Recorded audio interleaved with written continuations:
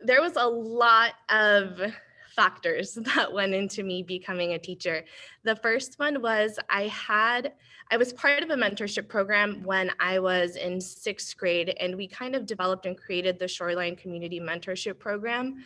Myself and my elementary school principal at that time. And it was really interesting because he pulled me aside one day in 6th grade and was telling us how we were going to go to this teacher, and they were going to take us out of our ELD class because we needed some more support and like testing practices. And the way he said it made me feel inferior.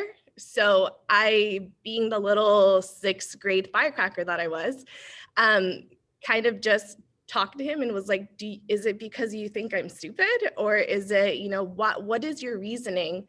And he took a step back and was like, oh, wait, that's totally not the reason why I'm putting you in this group. You are so close to being proficient in so many things that I want to help you and help push you in that direction. And the following question was like, what college do you want to go to? And I was like, college? So I come from an immigrant family. My parents came from Mexico in, 1990 or something like that. And so the conversation of going to college had never happened in my household whatsoever. So when he brought this up, it was something that I was interested in. It was something new I had never heard about. So of course, I started researching, and he asked me, like, what college do you want to go to? So after a week or two of doing some research, I came up to him and I was like, actually, I want to attend these 4 colleges. And from there, the program grew. And he asked me, who do you think would benefit from being a part of our small group? So we put together a group, and it was about 6 to 8 Latino students in my cohort group.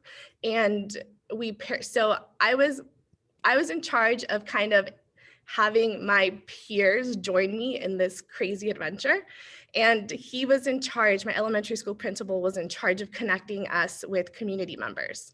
So once, both of us had those 2 parts, we had students who were invested and we had community partners that were invested. He paired us all up together, and then we went on from there.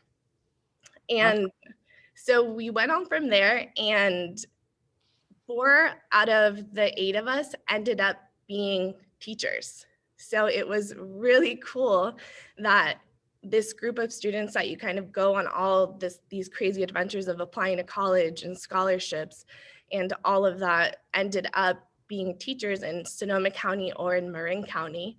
And I think the biggest part for me deciding to stay in Marin County was the relationships that I could build with the community.